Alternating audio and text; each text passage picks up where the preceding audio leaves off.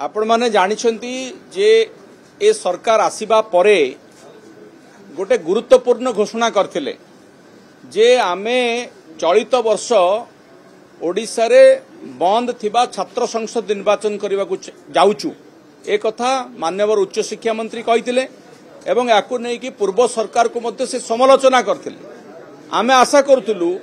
जे चलित वर्ष यथा समय रे छात्र संसद निर्वाचन अनुष्ठित हेबो किंतु वर्तमान आउ मात्र 4-5 दिन परे दुर्गा पूजा छुट्टी पड़िबो। आपण माने समस्त जानिछन जे दुर्गा पूजा छुट्टी पूर्वरु छात्र संसद निर्वाचन हुए। लिंगडो कमिशन कर जो सुपारिश थिला से अनुसार प्राय 3 सप्ताह पूर्वरु तार नोटिफिकेशन हुए एवं ठीक दुर्गा पूजा छुट्टी पड़िबार पूर्व दिन निर्वाचन अनुष्ठित होगी छुट्टी पड़ जाए किंतु ए वर्ष को रहस्यमय कारणरू सरकार जो प्रतिश्रुति देइथिले माननीय मंत्री जो कथा कहिथिले ए पर्यंत छात्र संसद निर्वाचन करा जाउ नाही से कथा आमे जानि पारुना। आमे भाबुचु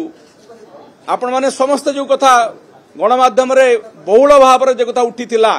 सौम्याश्री बीसी घटना बालेश्वर रो मो निर्वाचन मंडली रो झियो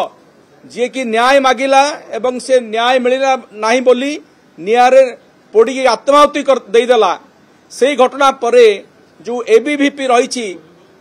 भारतीय जनता पार्टी रो छात्र संगठन तांकर संपृक्ति बाहरिला एवं 2 जण छात्र नेता एबीवीपी रो गिरफ हेले। ए घटना रे सरकार डरी जाइछंती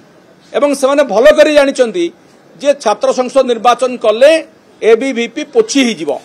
सेथि पई बारंबार एक कथा उठिला बेलू माननीय मंत्री कहते सकारात्मक वातावरण अच्छी आम करूँ कि प्रकार सकारात्मक वातावरण अच्छी एवं केबे से निर्वाचन करेंगे आउ तो निर्वाचन हबार समय गड़ीगला से कथा से स्पष्ट करंतु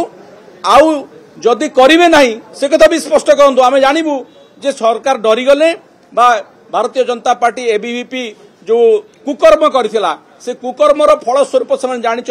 हारिबे से छात्र संसद निर्वाचन करूना।